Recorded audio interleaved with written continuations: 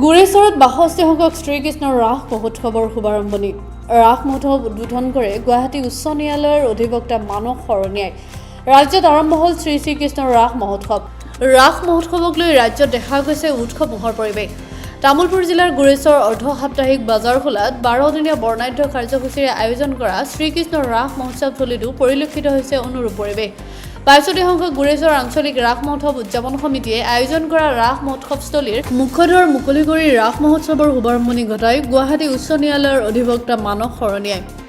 ইয়াৰ পিছতে বন্তি প্ৰজ্বলন আৰু আতচবাজি প্ৰদৰ্শন কৰা হয়।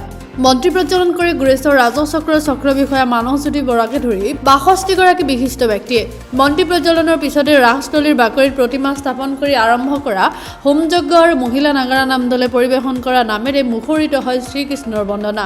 ৰাসৰ আটাইকেইদিনৰ কাৰ্যসূচীত ৰাইজৰ সহায় সহযোগিতা কামনা কৰিছে উদযাপন সমিতিয়ে। নমস্কাৰ। ৬২ সংখ্যক গুৰেশ্বৰ আঞ্চলিক ৰাস উদযাপন সমিতিৰ আজি আমাৰ শুভাৰম্ভ কৰা হৈছে। এই শুভাৰম্ভ অনুষ্ঠানত আমাৰ প্ৰথমতে মুখ্যদ্বাৰ উন্মোচন কাৰ্যসূচী হৈ গ'ল। এই মুখ্যদ্বাৰ উন্মোচন কৰিছে গুৱাহাটী উচ্চ ন্যায়ালয়ৰ এডভকেট মানসজ্যোতি শৰণীয়াই। তাৰপিছতে আমাৰ বন্তি প্ৰজ্বলন কাৰ্যসূচী ৬২জন বিশিষ্ট ব্যক্তিক উদ্বোধন কৰা হয়। এই কাৰ্যসূচীত সকলোবোৰ ৰাইজে সঁহাৰি জনাইছে। আমাৰ এই ১২জনীয়া ৰাস উৎসৱ উদযাপন সমিতিত আমাৰ যিবিলাক সদস্য তথা শুভাকাংক্ষী আজি সহায় কৰিলে তেওঁলোকক ধন্যবাদ জনাইছোঁ। লগতে আগন্তুক দিনত সকলো ৰাইজৰ দিহাবৰ তথা আন্তৰিক শুভেচ্ছাৰ লগতে সহায় সহযোগিতা কামনা কৰি ধন্যবাদ। মই অত্যন্ত সুখী যে গড়েশ্বৰে আজি ৬২তম ৰাস পালন কৰিছে আৰু বয়স শৈশৱ অৱস্থাত ইমান জাক জমকতাৰে দেখা নাছিলোঁ। তথাপিও আজি বিগত ২০ বছৰ ধৰি গড়েশ্বৰত যেনেধৰণে ৰাস উৎসৱ পালন কৰিছে, এয়া আমাৰ গড়েশ্বৰবাসীৰ কাৰণে খুব সৌভাগ্যৰ কথা। ধন্যবাদ।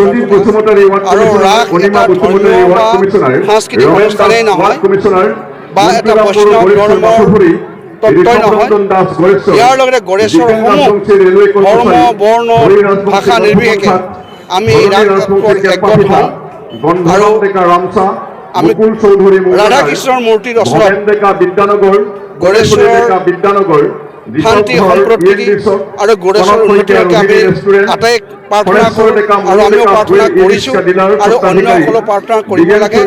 ই এটা সমন্বয়ৰ প্ৰতীক, বৈষ্ণৱ ধৰ্মৰ কথাই নহয়, এটা সমন্বয়ৰ প্ৰতীক। আৰু আজি এয়া ৬২তম গড়েশ্বৰ ৰাস উদ্বোধন কৰি মই সদায় সৌভাগ্য অনুভৱ কৰিছোঁ।